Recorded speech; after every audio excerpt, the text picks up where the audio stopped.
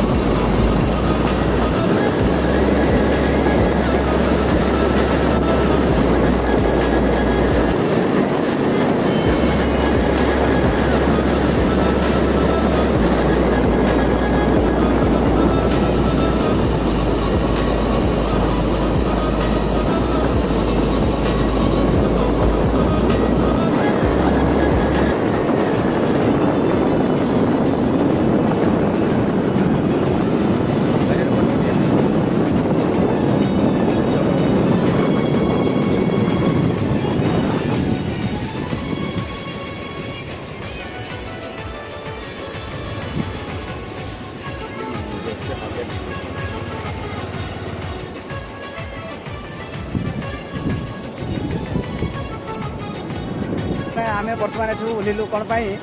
ना जो गछटी बर्तमान पड़ी तो आपण मैंने देखिपे ए गछटी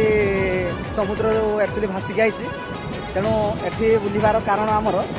तो ये गछ उपर आम किसी फटो सुट कर जो फटो सुट करने एठारे ओह्लू तो बर्तमान फटो सुट सरला तो एबे आमे जीवा यही पाखापाखि है चौमुखाई बर्तमान पाखापाखि है देखिपे लगे तो 5-10 मिनट भितर आम आपन को से जगार पहुँची दे तो आउ चौमुख सीबीएच पाखे पहुँचापी आमको आउ 10-15 मिनट लगे तो 10-15 मिनट भितर आम आपन को चौमुखाईर प्रत्येक सौंदर्यतार दृश्य आपण मानक देखे जय जगन्नाथ।